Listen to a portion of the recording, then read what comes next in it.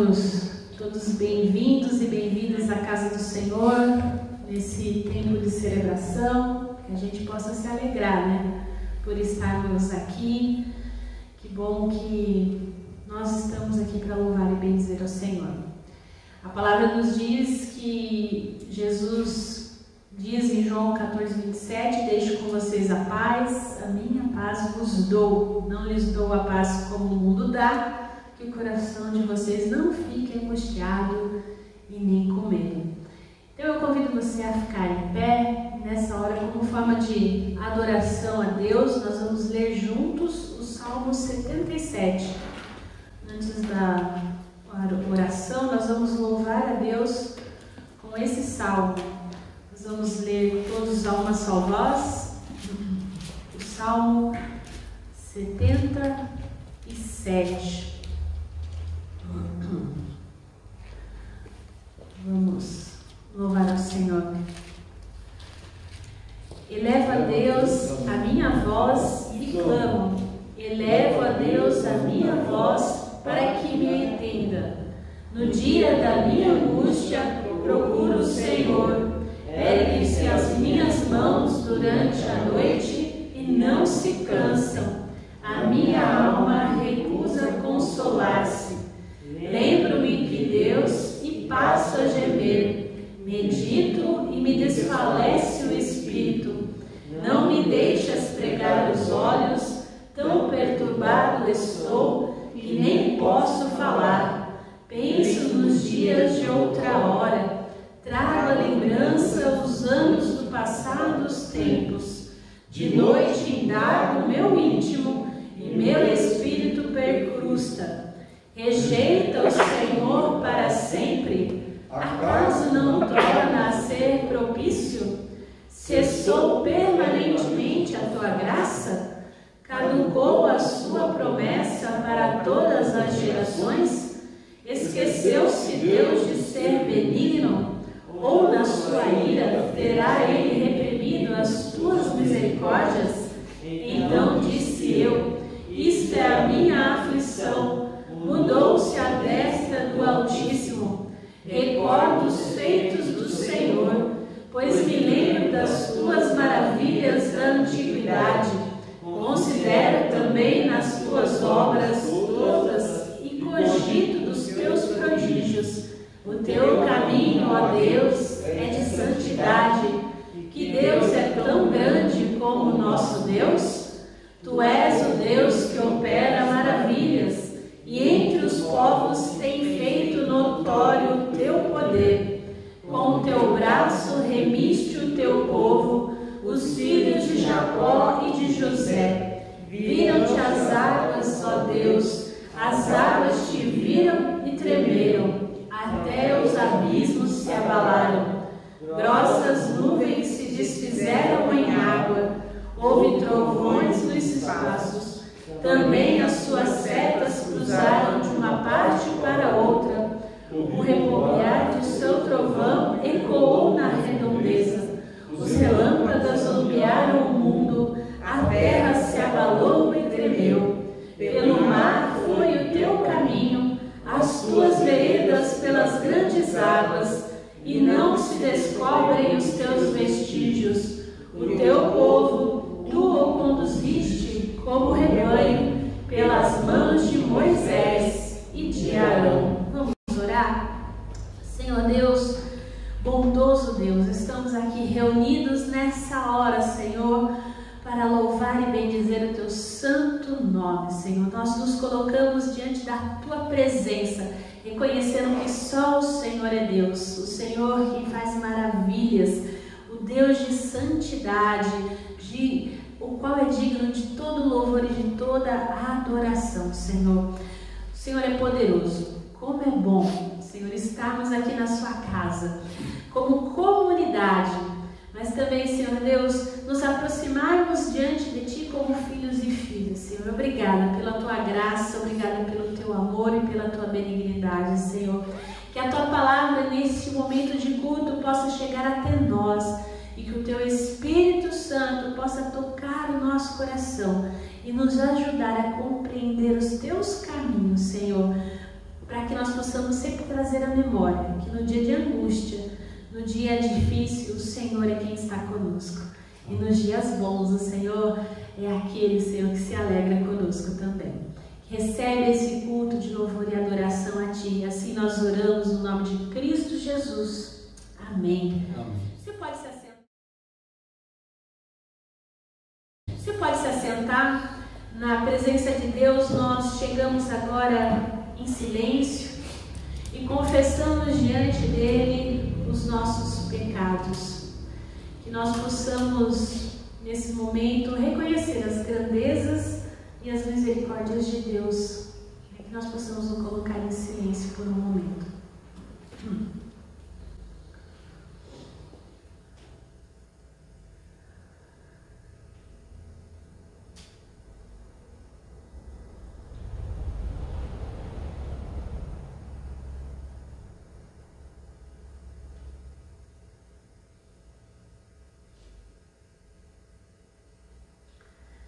Senhor nosso Deus, Tu conheces o nosso caminhar e sabes o que está no profundo do nosso coração.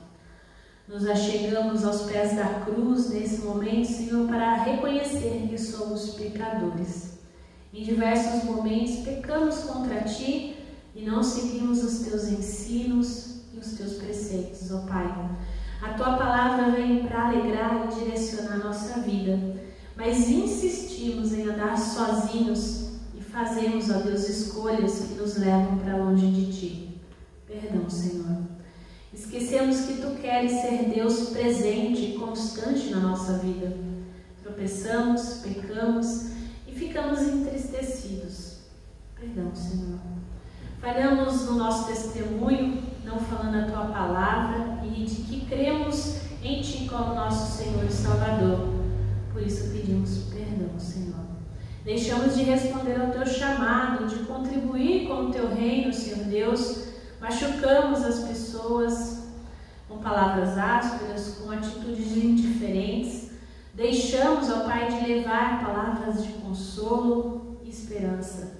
Tem misericórdia das nossas vidas e nos limpe, Senhor, pelo sangue de Cristo Jesus derramado na cruz, para que possamos, ó Deus, caminhar segundo a Tua vontade. Nos renoves, Senhor, do Teu amor, hoje e sempre. Assim oramos no nome de Cristo Jesus, agradecidos pelas Tuas misericórdias. Amém. A graça de Deus é o melhor presente que nós podemos ter. E encontrar esse tesouro de misericórdia faz do mendigo mais pobre um príncipe. E perder esse presente faz do homem mais rico um miserável. O apóstolo Paulo diz em 2 Coríntios 12, 9: a minha graça te basta, porque o poder se aperfeiçoa na fraqueza. Que realmente nós possamos receber o perdão de Deus no nome do Pai, do Filho e do Espírito Santo. E é porque recebemos esse perdão que nós louvamos, que nós bendizemos e que nós adoramos a Deus nessa hora. Que nós possamos cantar e bendizer ao Senhor com hinos de louvor.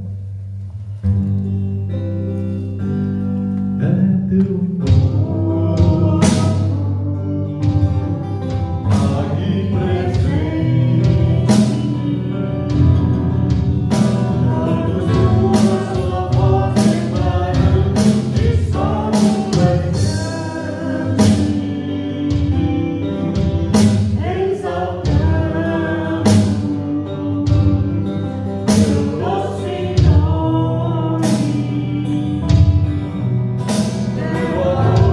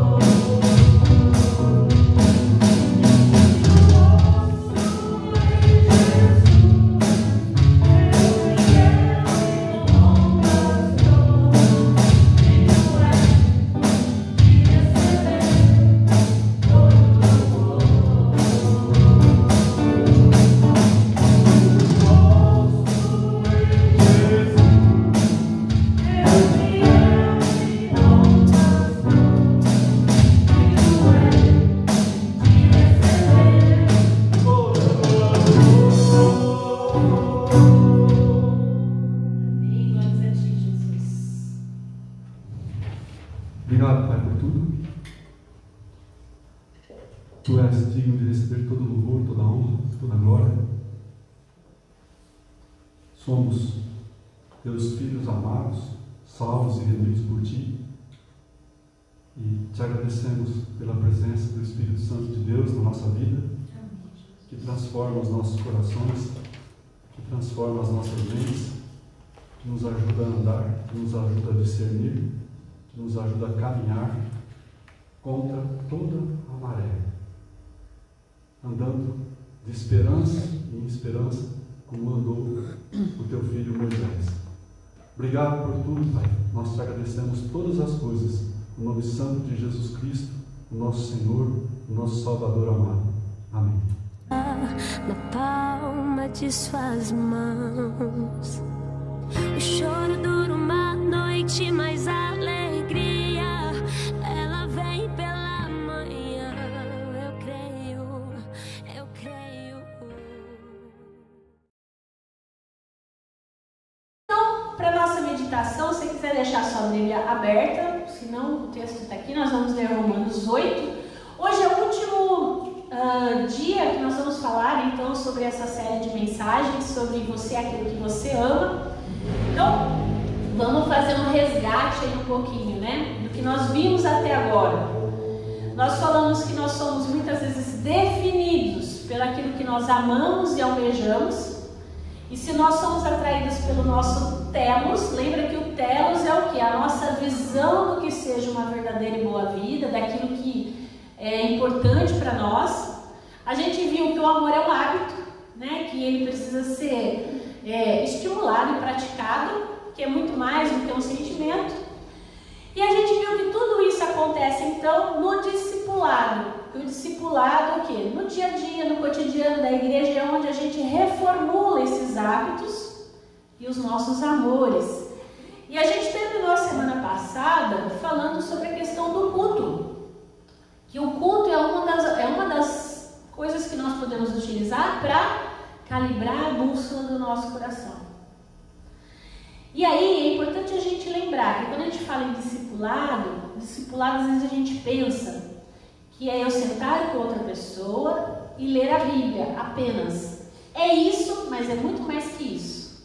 Quando a gente pensa em discipulado cristão, envolve informação, né? Foi o que a gente falou na primeira mensagem, envolve informação.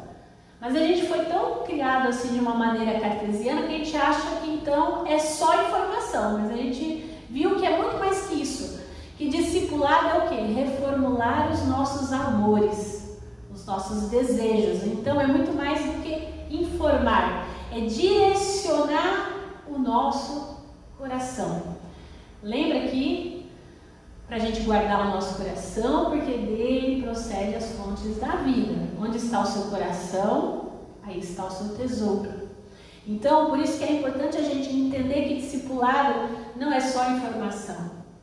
É também o quê? Entender o que eu amo, o que eu quero. E juntos, né? Juntos a gente vai crescendo, vai sendo edificado. Então, como seres humanos, nós somos projetados, eu e você, para encontrar uma finalidade. E se satisfazer em quê? Em Deus, no nosso Criador. Lembra do Catecismo de Westminster, a primeira pergunta? Qual é o fim supremo do homem? Glorificar a Deus. Nossa, você não lembra? Lembra que tem... Não, é sempre bom dar uma relembrada. Pode parecer óbvio, mas o fato é que nós nascemos para glorificar Deus. E é no Criador, é no Rei que veio até nós em Jesus Cristo que nós encontramos de fato satisfação plena.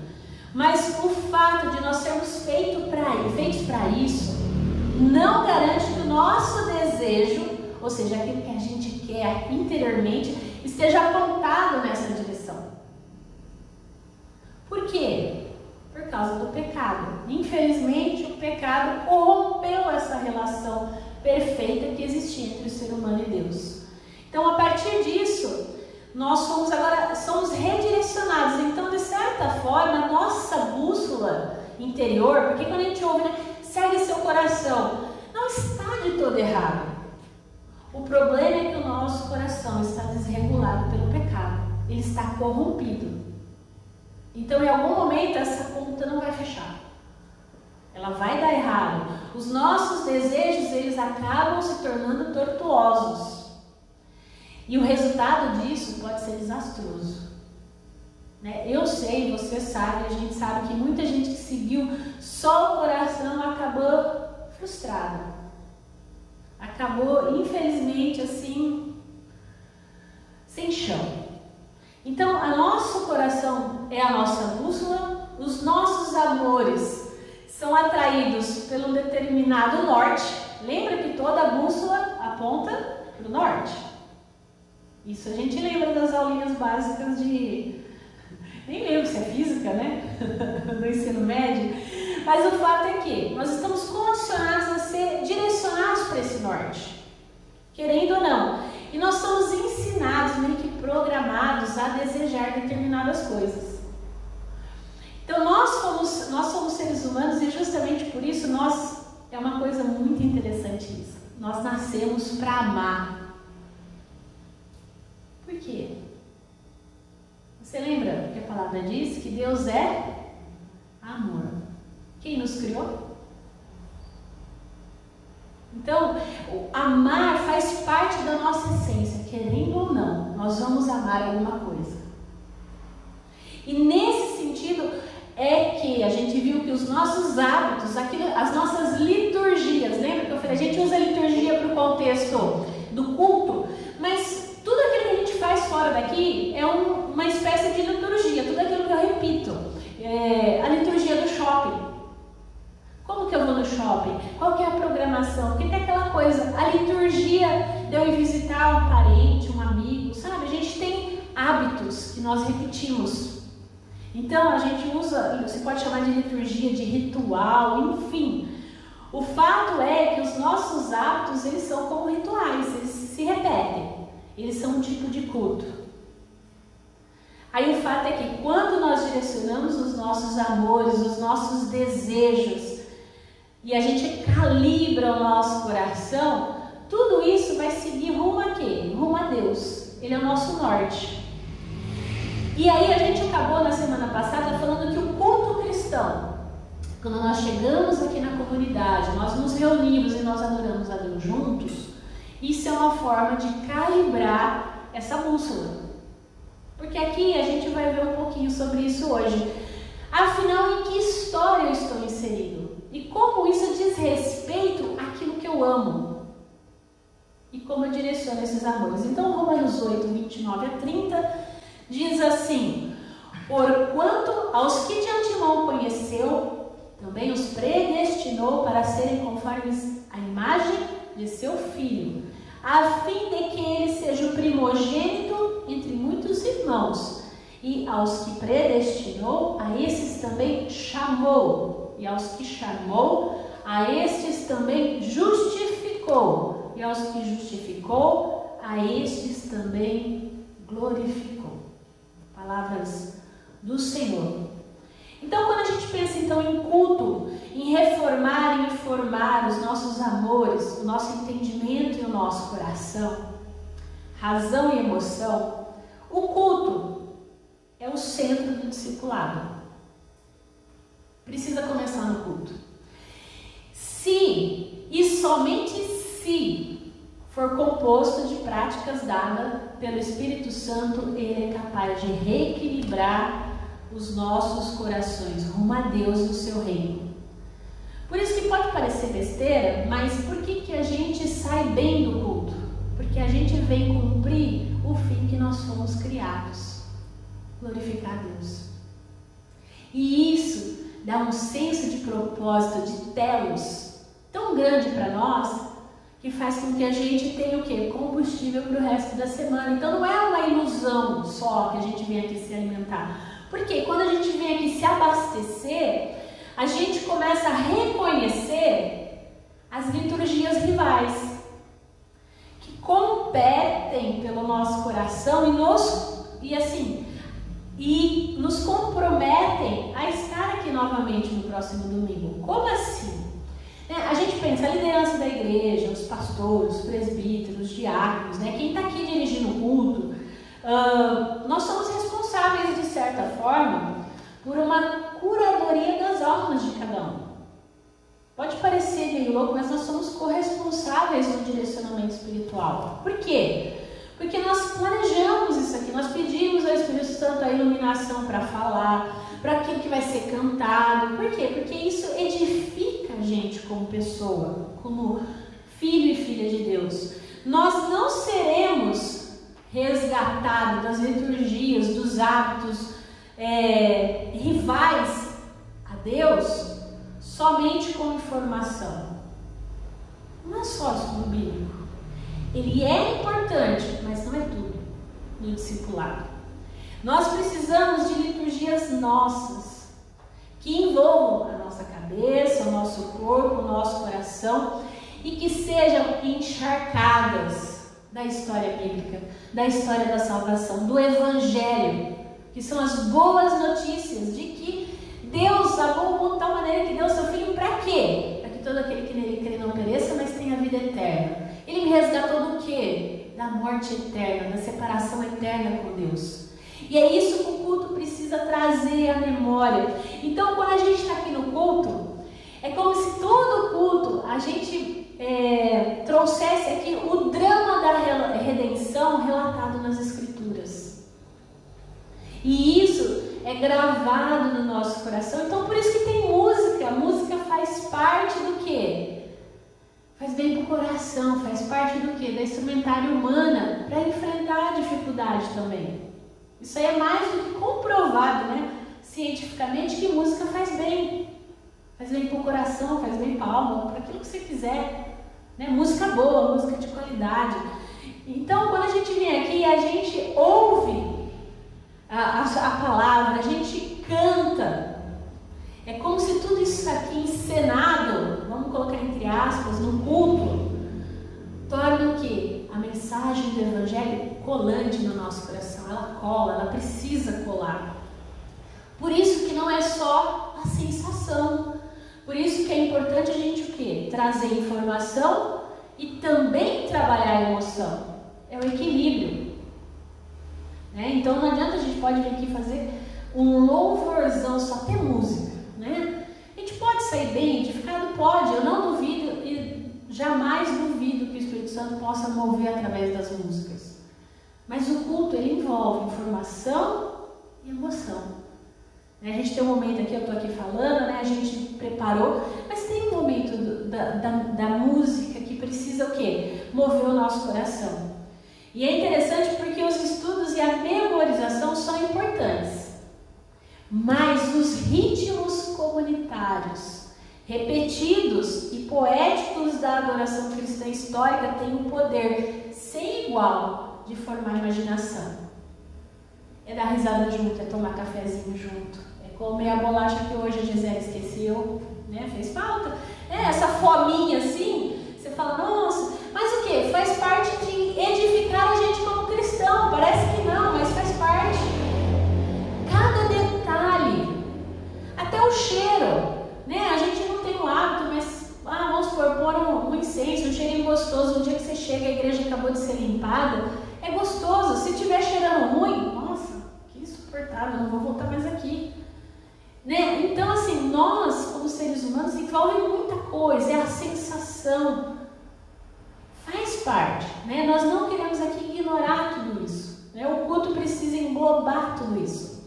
Mesmo assim, que a gente adote, por exemplo, a gente usa aqui o calendário litúrgico, né? Então hoje a gente está no 13º domingo do tempo comum. O que é o calendário litúrgico? É o que? São textos bíblicos separados. A intenção é em 3 anos ler a Bíblia toda. Então tem o ano A, o ano B e o ano C. São o que? Formas intencionais de levar as pessoas a ler a Bíblia e entender a história da redenção humana. Como Deus trabalhou desde o Antigo Testamento até o Novo, a perspectiva da volta de Cristo.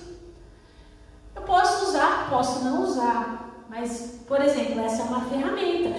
Quando a gente pensa também em calibrar a nossa bússola, a gente falou aqui do culto de aniversário nos avisos, né? Dia 10/7. Faz parte o festejar, faz parte o Natal, a Páscoa, o culto de 31 de julho, o culto da Reforma Protestante, tudo isso o quê? leva a gente à centralidade de Cristo. Por que eu celebro?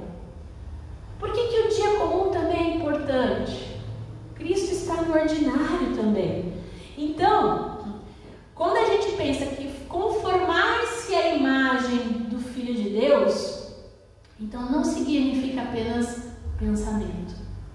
Envolve muita coisa. Envolve desejar o que Deus deseja. Envolve amar o que Deus ama. É razão e também emoção. A gente não pode descartar um em detrimento do outro. Então, isso exige recalibrar os hábitos do nosso coração. E nesse sentido, para que a palavra de Deus seja o centro da nossa imaginação e da percepção das coisas, antes mesmo que a gente pense nas coisas. Eu falei, por exemplo, da questão do shopping, né? A liturgia do shopping, a liturgia do estádio. Né? Eu não sei quem já teve a experiência de ir no estádio de futebol. É aquela coisa de você ir, vou falar da minha experiência. Você pegar o metrô lotado, você vai chegando perto do estádio, já está todo mundo com a camiseta, aquela coisa da torcida. Aí você vai, você entra, e lá todo mundo, né, torce, grita, tal, xinga o juiz, xinga a mãe do juiz, né? Enfim. Aí termina o jogo, se ganhou o jogo então, nossa, você sai lá fora tudo bombando, é pizza R$10 que você compra, não tem um recheio de nada, mas é uma delícia, porque você tá naquele ritmo do estádio. Tem aquele pão lá com pernil desfiado. E aí você vai aquele monte de gente, todo mundo com a camiseta, batendo papo, cantando, até o metrô de volta. Tudo isso é uma liturgia, é um hábito. Envolve você. Né? Pensa bem, vamos pensar nos estudantes. A liturgia das repúblicas. Né? Toda sexta vai ter pizza, não vai ter pizza? A gente vai fazer um junto aqui. E é interessante porque todas essas coisas, elas não atingem apenas o intelecto, elas atingem o coração. Então, nesse sentido, você usa todos os sentidos humanos. O culto precisa ser a mesma coisa. O estar em comunidade. É saber que eu venho prestar culto, mas é muito mais que isso. É a liturgia de eu sair de casa, né? Agora hoje está mais friozinho. Nossa, vamos encostar a porta ali que o vento está mais gelado. Eu senti aquele vento batendo e saber, puxa Deus, obrigada porque eu estou vivo. Aí chegar e encontrar o irmão sorrindo, às vezes o irmão vai estar triste, mas tipo assim, puxa, eu estou aqui, eu estou junto. Tudo isso, entende o que eu quero dizer agora com liturgia? Todos esses detalhes que o virtual tirou da gente. Por uma boa razão, agora que a gente está podendo voltar a ter comunhão, a estar aqui junto no templo, a gente precisa resgatar essas coisas.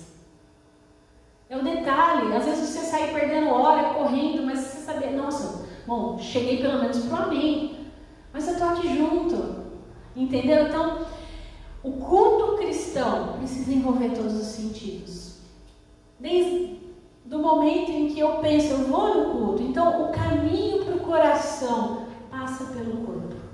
Então, precisamos promover uma limpeza dos universos simbólicos aí que envolve outros lugares, para a gente pensar no culto, para que essa experiência, como experiência também, seja fundamental para alimentar a minha fé.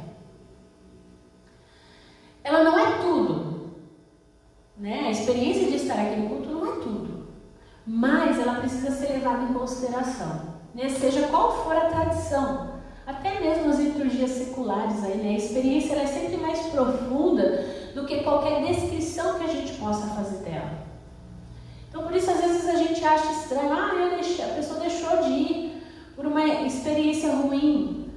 É difícil, né? A prática do culto ela grava o evangelho nos nossos corações mais fundo do que apenas no intelecto.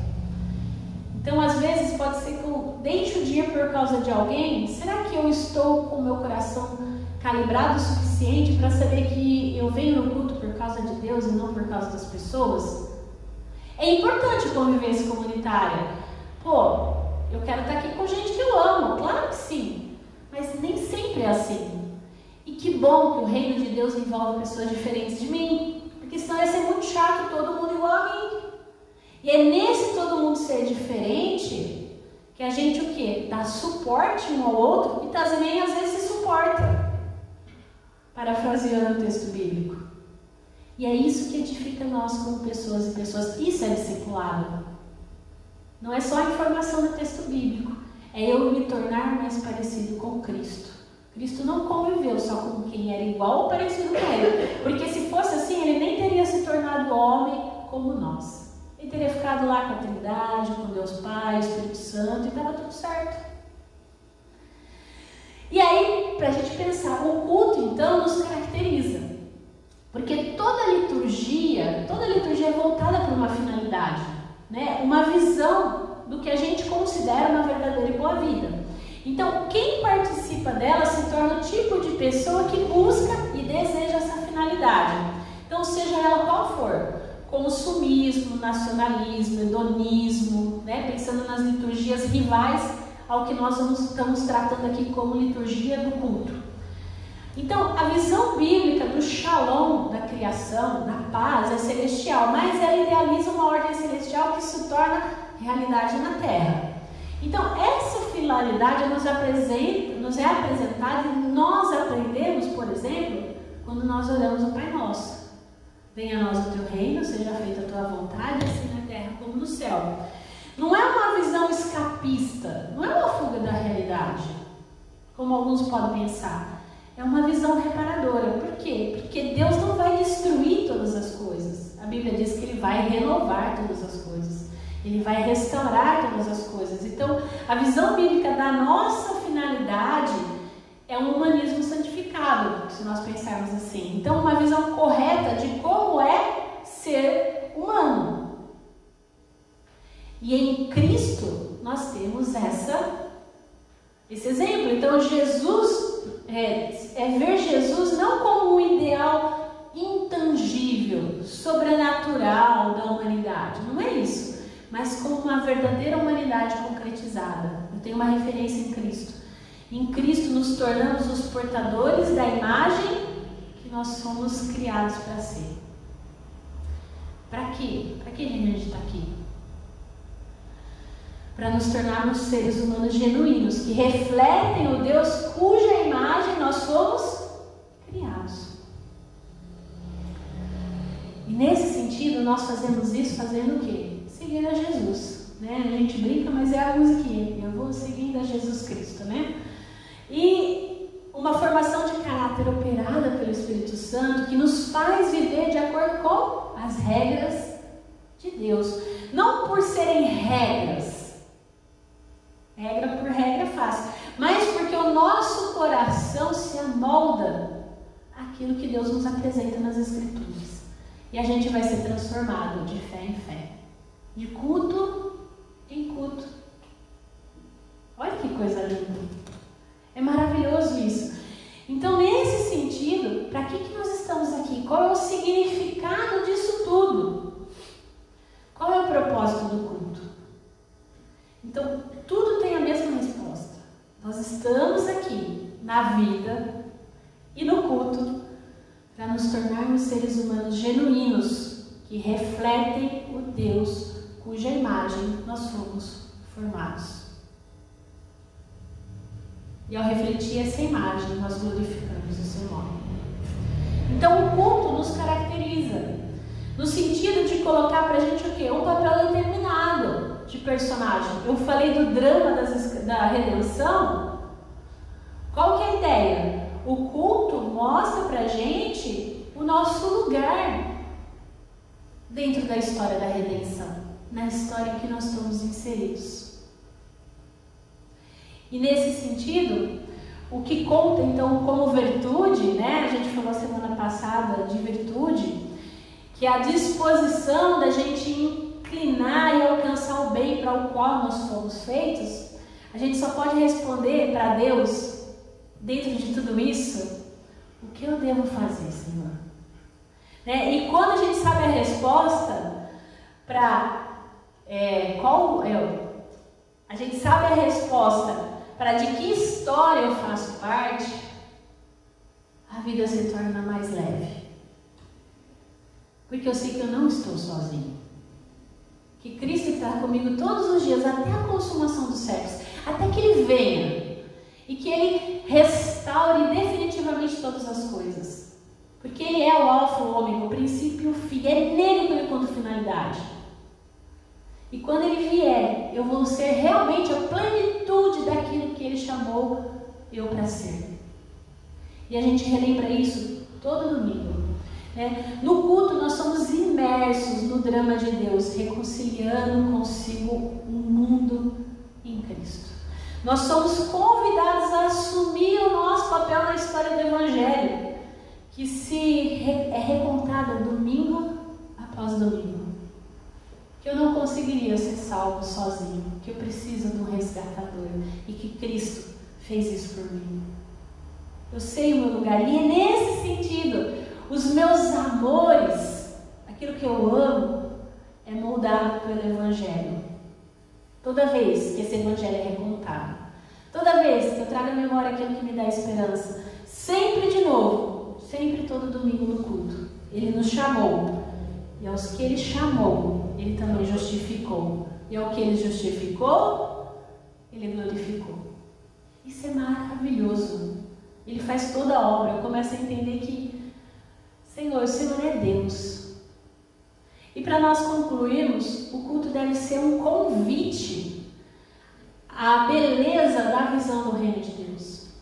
Então, assim, o culto cristão, afirma o James Smith, o culto cristão deve nos contar uma história que nos faça querer zarpar para o imenso oceano que é o Deus Trino, fazendo nascer em nós o anseio por uma pátria melhor, a celestial, que é o reino vindouro.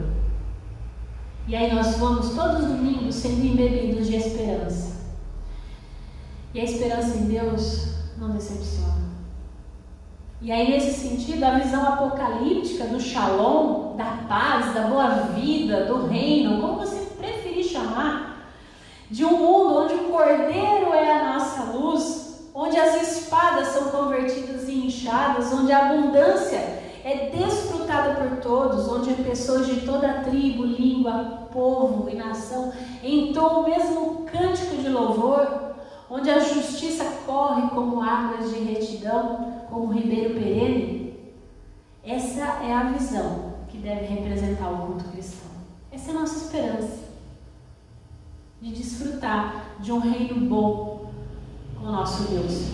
E com boa arte e literatura. E nesse sentido, o culto cristão deve pintar um quadro que nos capture, a nossa imaginação também, e nos mostre essa visão de como a gente pode melhorar. E nesse sentido, o convencimento vem do Espírito Santo.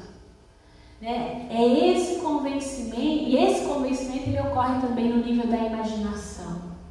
Por isso que é tão importante a música, e o modo em que o culto realiza isso é maravilhoso, porque é semana após semana, por um conjunto de práticas que não apenas comunicam informação à nossa mente, não pode ser só informação, mas recrutam o quê? Nossos amores, os nossos desejos, por meio de disciplinas que falam a nossa imaginação. E nesse sentido, o culto cristão alimenta a nossa imaginação com uma imagem bíblica de um mundo que está carregado pela grandeza de Deus. E aí o culto trabalha no nosso coração rumo a esse reino, recontando a cada domingo como Deus em Cristo estava reconciliando consigo o mundo. O movimento básico, eu não sei se você já prestou atenção na liturgia do culto, mas existem 4 movimentos básicos na liturgia do culto.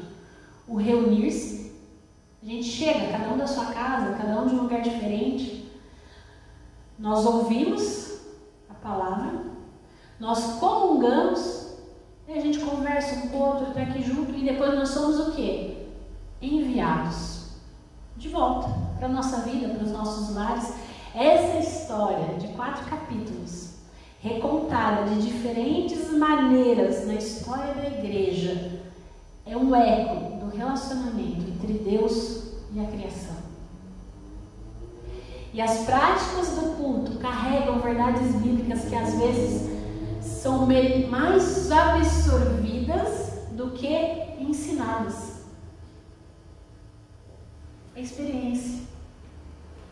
Então o culto termina com envio, né? A gente ora pedindo para Deus abençoar as pessoas, para abençoar a nossa semana. O Deus que é amor, Ele reordena os nossos amores, inclinando nosso mais profundo desejo do coração para que a gente possa amar o próximo lá fora, de forma adequada. Então, que a gente possa sempre lembrar que você possa vir para o banquete do culto e absorver tudo isso. É a música, é a leitura bíblica, é a adoração, é a oração. Tudo que a gente vivencia aqui é uma forma de liturgia para moldar os nossos amores. Porque aí nós não podemos esquecer que nós somos aquilo que nós amamos e o que nós temos amado. E aí eu repito a frase do primeiro encontro que nós tivemos pensando nisso. Lembra que Jesus pergunta para os seus discípulos? O que você quer? Que reino você quer? Então o culto faz parte de reordenar aquilo que eu quero. E que nós não nos esqueçamos que Ele nos chamou, que Ele justificou e que Ele também nos glorificou. É por Ele, é para Ele que são todas as coisas. Amém? Nós vamos cantar uma música que fala um pouquinho sobre isso, sobre esse desejo desse reino, né? Que ele venha, que ele se consuma. E depois dessa canção nós vamos orar. Vamos ficar de pé, irmãos? Vamos adorar a Deus.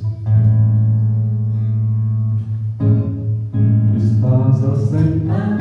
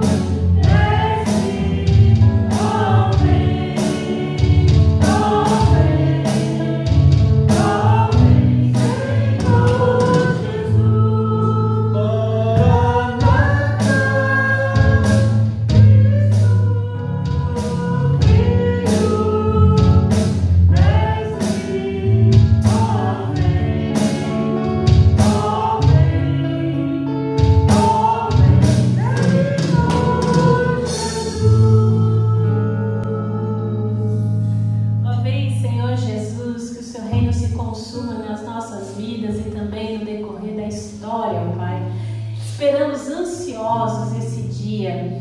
Amado e bondoso Deus, Mais uma vez que nós somos agraciados com a Tua palavra e com a Tua presença, nós agradecemos, Pai, porque o Senhor é conosco, porque o Senhor está sempre presente. Mesmo nos dias mais difíceis em que nós nos sentimos fracos e angustiados, o Senhor nos fortalece. Pai, nesse momento nós, sabendo, Senhor, do Seu amor e do Seu cuidado para conosco, nós colocamos diante de Ti, Senhor, aqueles pedidos que chegaram para nós, de forma especial nessa hora, Pai, nós clamamos a Deus pela saúde da Maria Dantas, ó Deus, que está com Covid. Pedimos que o Senhor cure, que o Senhor restaure. Também clamamos a Ti pela vida da Cida, a mãe do Sidney e da Sara, que foi, ó Deus, acometida e precisou fazer uma cirurgia de emergência. Nós clamamos, Pai, que o Senhor nessa hora seja sobre a vida dela, sobre cada célula do seu corpo, ó Deus, que ela possa se restabelecer logo, que ela fique curada. Clamamos pela vida também dos familiares nesse momento, Senhor Deus, de doença. Pai querido, também pedimos pela Dona Heloína, que o Senhor continue fortalecendo a sua saúde. Clamamos a Deus pela vida também do seu Pedro. Pedimos, Pai, pelo Tiago e a Suzana, essa família missionária, Senhor, que nós temos contribuído. Que o Senhor sustente e fortaleça a casa deles, o Samuel, o Timóteo e a Esther. Também nessa hora nós queremos agradecer, Pai, agradecer pela vida da Joana, que fez mais um ano de aniversário. Que o Senhor continue fortalecendo, sustentando a Tua serva para a honra e glória do Teu nome, Jesus. Nesse momento também nós colocamos o nosso mundo diante de Ti, Senhor. Tantas lutas, tantas dificuldades, ó Pai. Pedimos ser misericordioso, que acabe a guerra, ó Deus. Pedimos pelo ambiente político do nosso país, que haja paz. Pedimos pelas eleições. Pedimos, ó Deus, também pelos nossos governantes, pelo prefeito de São Carlos, pelo governador, pelo presidente, Pai, que haja saúde, que eles governem, Pai, para o bem do Teu povo, Senhor. Também pedimos pelas nossas igrejas mães, abençoa a igreja de Araraquara, a igreja de São Paulo, ó Deus, a Secretaria de Evangelização. Fortalece cada um, Senhor, cada pastor, cada conselho, cada membro, ó Deus, que tem sustentado essa obra aqui em São Carlos, Pai. E nesse sentido nós pedimos, envia trabalhadores para essa seara, Pai. Envia pessoas para que possam ouvir a mensagem do Evangelho, se convertam, ó Pai, e deem frutos. Abençoa, Senhor Deus, esse trabalho. Pedimos, ó Deus, que o Senhor seja conosco ao longo dessa semana. Amém. Que o Senhor fortaleça a nossa fé. Amém. Que nós possamos, ó Deus, sair daqui realmente edificados e restaurados por Ti. Envia-nos, ó Deus, com o Teu amor e a Tua graça. E tudo mais aquilo, Senhor, que aqui nós não verbalizamos, mas que o Senhor sonda e conhece. De todos aqueles que aqui estão presentes, ó Deus, nós elevamos a nossa voz a Ti dizendo: Pai nosso, que estás nos céus, santificado seja o Teu nome. Venha o Teu reino, seja feita a Tua vontade, assim na terra como no céu. O pão nosso de cada dia nos dai hoje. Perdoa as nossas ofensas, assim como nós perdoamos aos nossos devedores. Não nos deixes cair em tentação, mas livra-nos do mal. Pois Teu é o reino, o poder e a glória para sempre. Amém. Irmãos e irmãs, recebam a bênção, que a graça do nosso Senhor Jesus Cristo, que o amor de Deus Pai, a comunhão e as consolações do Espírito Santo seja sobre você, sobre a sua família e todo o povo de Deus espalhado pela face da terra, hoje e sempre. Amém.